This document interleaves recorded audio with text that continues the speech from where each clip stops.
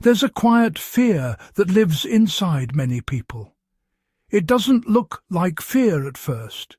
It doesn't feel like standing on the edge of a cliff or facing something dangerous. Instead, it hides in hesitation, in procrastination, in self-doubt, in overthinking, in playing small when you know you're capable of more. It shows up in moments where you could speak, but you stay silent, where you could act, but you wait, where you could step forward, but you hold yourself back. And most people misunderstand what's happening in those moments. They think they're afraid of failure, but often that's not the real fear. The deeper fear is something far more uncomfortable.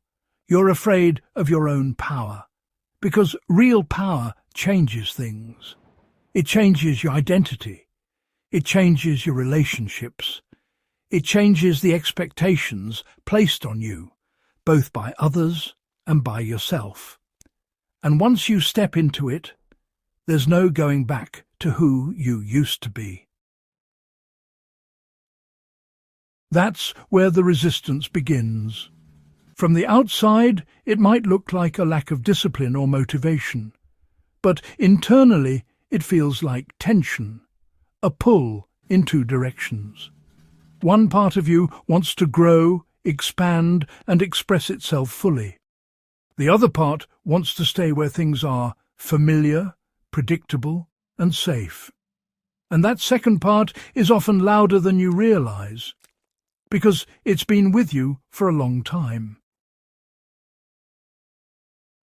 To understand this fear, we have to look at how identity is formed. From an early age, we begin building a sense of who we are.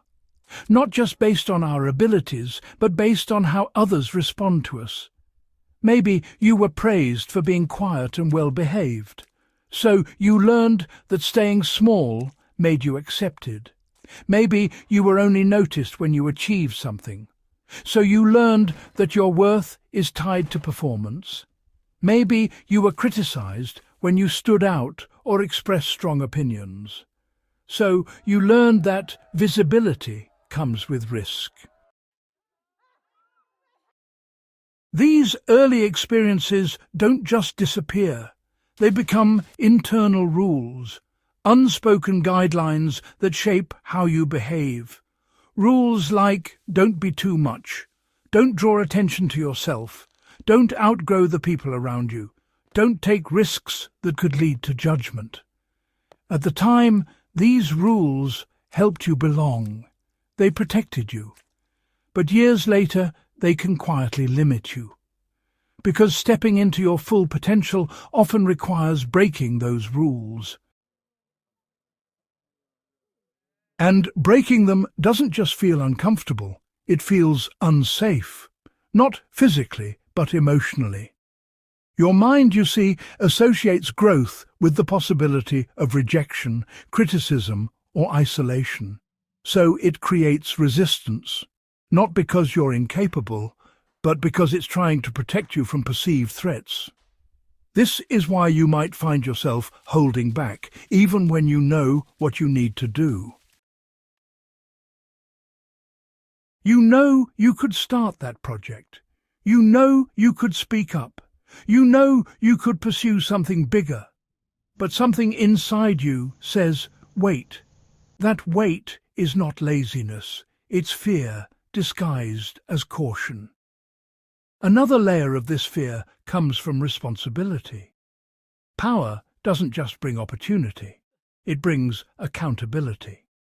When you step into your abilities, you can no longer pretend you don't have a choice. You can no longer say, I don't know what to do, because deep down, you do. And well, that realization can feel overwhelming, because if you know what you're capable of and you don't act on it, you have to face that gap, the gap between potential and action. And honestly, many people would rather avoid that discomfort than confront it directly. So they stay in a state of almost starting, almost committing, almost becoming. It feels safer to remain in potential than to test it in reality, because potential cannot fail, but action can. There's also the fear of visibility. True power often makes you more visible. Your ideas become more noticeable. Your actions become more impactful. Your presence becomes harder to ignore. And with visibility comes attention. Not just positive attention, but also criticism, judgment, misunderstanding, expectation.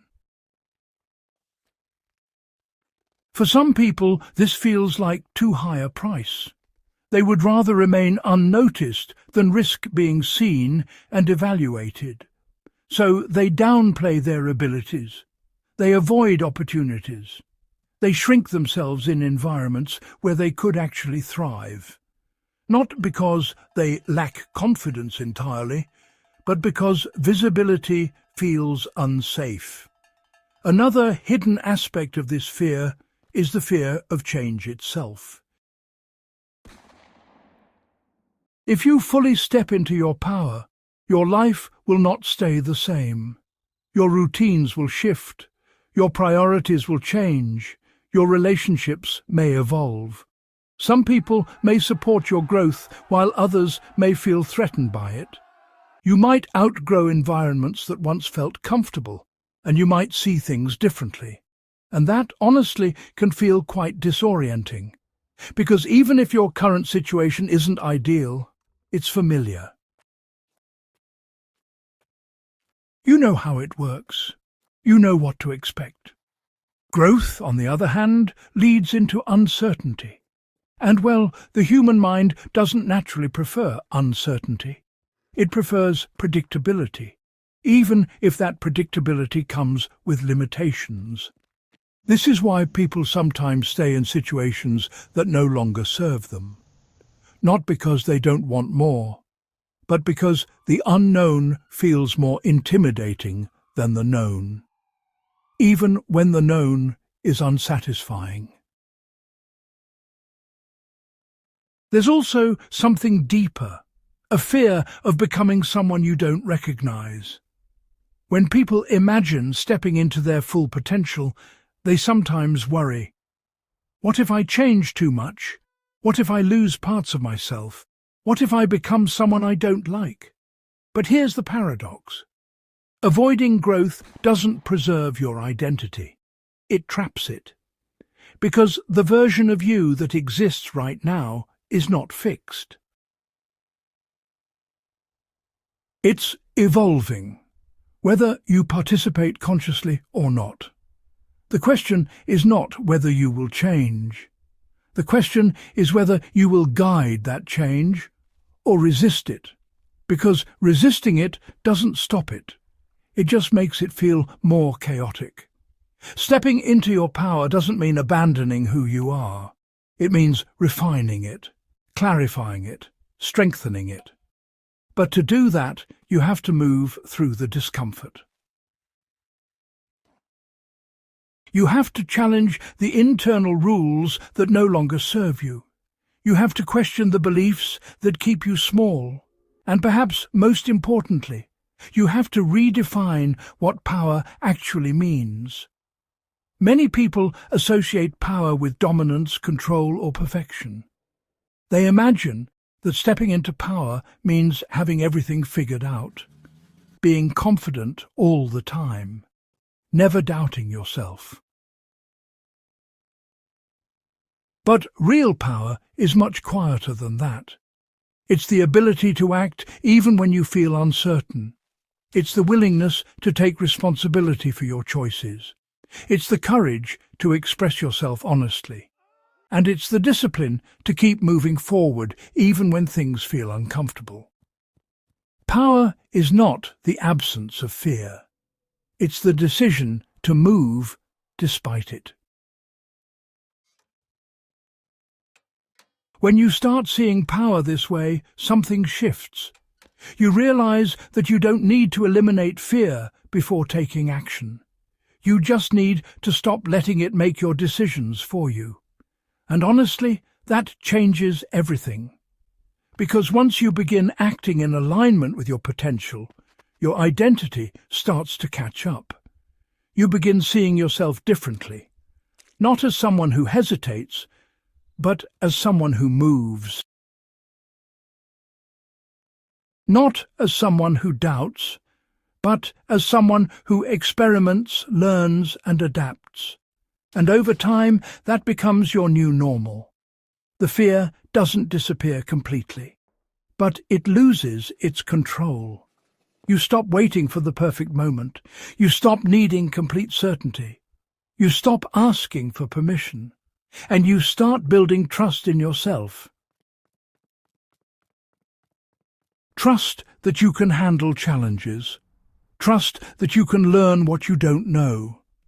Trust that you can grow into the person your potential requires you to become. Because that's what stepping into your power really is. It's not a single moment. It's a series of choices. Small decisions made consistently. Speaking when it would be easier to stay silent. Acting when it would be easier to wait. Choosing growth when, honestly, it would be so much easier to just stay comfortable. Each of those choices, reinforces a new identity. An identity that isn't based on fear, but rather on intention. And as that identity strengthens, something truly remarkable happens. The things that once felt intimidating start to feel, almost naturally, part of your life. The actions you once avoided become really part of who you are.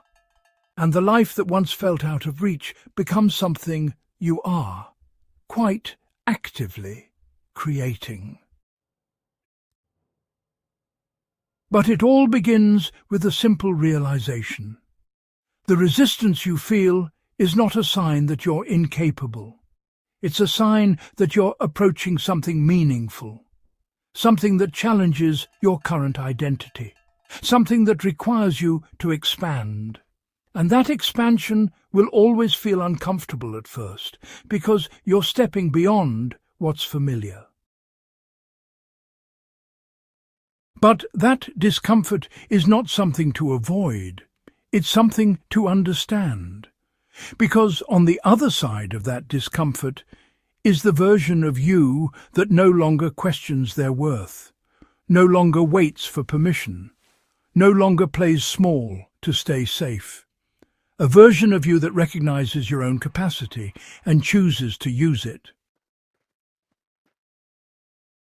So the next time you feel that hesitation, that urge to hold back, pause for a moment and ask yourself, am I afraid of failing?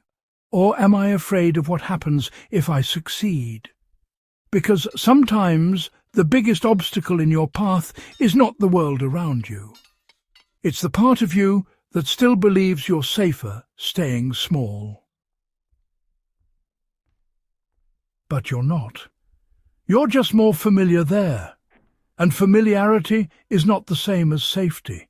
Your power has always been there, waiting, not for the right moment, but for your decision, to stop running from it, and finally step into it.